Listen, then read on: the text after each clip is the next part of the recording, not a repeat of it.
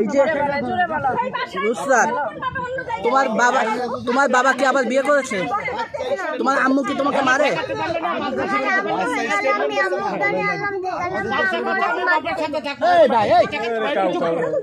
হ্যাঁ, কি বলে আম্মু? কি বলে?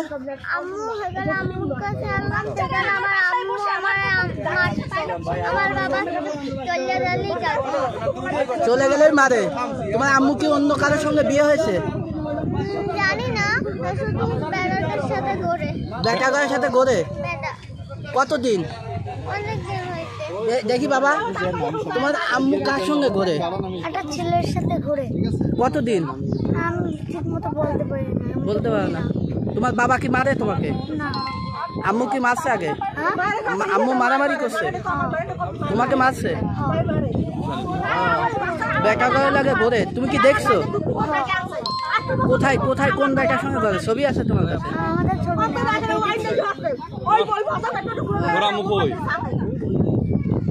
আচ্ছা আপু, আপনি কি হন আসলে বলেন তো? আমি কিছুই না, আমি ফেসবুকে কোম্পানির মাধ্যমে যে এজেন্টের মাধ্যমে আমি ওনার কাজের বাচ্চা কেয়ার গিভারের কাজ করি।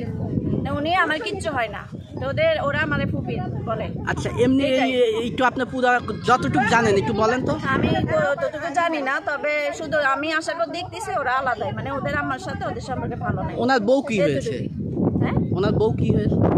ওনার বউ কি হয়েছে আমি তো জানি না, এতটুকু ওদের পার্সোনাল ভাবে তো আমার জানা কথা না ভাই। ওনার বউ আপনাকে স্টেটমেন্ট দিচ্ছে যে আপনি ওনার সঙ্গে পরে আমি কিচ্ছু জানি না। আমি এখানে এসে অর্ডার করি, উনি আমার হাত ধরি মানে এই সিনটা করতেছি, আমি কিচ্ছু জানি না। শুধু এদের মুখ থেকে শুনছি ওদের মা এইভাবে মানে ওদেরকে টার্চারিং এর কারণে ওরা আলাদা বাসা নিচে থাকে, ওদের দেখাশোনা করতে আমাকে রাখছে। ভাই আপনি একটু পুরো বিস্তারিত বলবেন। দীর্ঘ 12 বছরের সম্পর্ক, ঠিক আছে?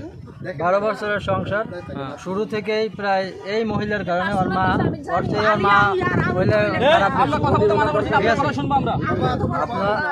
আমরা ধরেন এই যে আমি জব করতাম ধরেন ঢাকা চক্ষু হসপিটাল তো চিনেন, শনির অপোজিটে।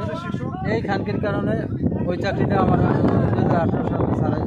তারপর বিভিন্ন মানসিকভাবে শারীরিকভাবে অত্যাচার নির্যাতন, আমার মা বাবা একবার বলছিল যে ই করে দিই, তারপর তো সব মিলিয়ে দিলে এখন এগুলো তো বললে হয় না। এই দেখেন দাঁত কিন্তু এখনও আছে, ঠিক আছে? বিভিন্ন ধরনের বাচ্চাদের উপর নির্যাতন, আমার উপর নির্যাতন। এক সময় আমার মানসিক কষ্ট আমি বাচ্চাদের দিক দিয়ে ওদের ভালো পাইলে হইবে, আমি আমার কষ্ট সামাল দিতে পারবো, কিন্তু ওদের যখন বলছে আমার বাচ্চাও ভালো লাগে না, তখন আমরা ওই জায়গায় নিরাপদ মনে করি না, ঠিক আছে? তখন নিরাপদ মনে করি নাই আমরা। এবং ও বলছে যে তোরা বাসাতে নামে যা, বাসার অ্যাডভান্সও আমার দেওয়া ছিল, বাসাও আমার নেওয়া ছিল, সব কিছুই আমার নেওয়া ছিল। ও আমার বলছে যে তুই বাচ্চাদের নিয়ে বাসাতে নামে যা, নাহলে আমি কিন্তু অন্য পদক্ষেপ নেব। আমি ওই জয়জামে লাইন যাই নাই, আমরা অলরেডি আমি পার্সোনালি ওরা উকিল নোটিশ পাঠাই দিয়েছি, ঠিক আছে? ওদের বাসায় থেকে নামে যেতে বললো কেন? হ্যাঁ, তার ভালো লাগে না, আমাদের 3 জন তার ভালো লাগে। আচ্ছা, এই কতদিন যাবত জানেন যে আপনি বউ পরে বিয়ে করে? এটা ধরেন দীর্ঘ, আপনি ওর উপজেলা চেয়ারম্যানের কল দেবেন, তারপর ইউনিয়ন চেয়ারম্যানের কল দেবেন, মেম্বারের কল দেবেন, ওর এলাকার, আমার না। ওর থেকে ওর পক্ষে মানে বিপক্ষে স্টেটমেন্ট দেবে যে ও যে পরকীয়া করে তুমি আর আগেও ধরা পড়ছে কোথায় বাবলা বৈশা তারেক চৌধুরীর সাথে, এটাও নাম বললাম, বিভিন্ন লোকের সাথে। ওর স্টেটমেন্ট এখনও সগির চেয়ারম্যানের কাছে পুরো 1 বছরের কল লিস্ট আছে, ঠিক আছে? সব কিছু ওভারঅল আপনার ওর এলাকার চেয়ারম্যান, মেম্বার এবং উপজেলা চেয়ারম্যান, 18 বছর উপজেলা চেয়ারম্যান ছিল মামুন মেয়ে, সেও জানে পুরো বিস্তারিত। আপনার ছেলে তখন বয়স কত ছিল? তখন এরা ছোট ছিল, এই জন্য আমি আমার কষ্ট না দেখে, যেহেতু বাচ্চারা ছোট, এই জন্য এই করছি, ঠিক আছে? আপনি কি তালাক দিয়েছেন? আমরা উকিল নোটিশ অলরেডি।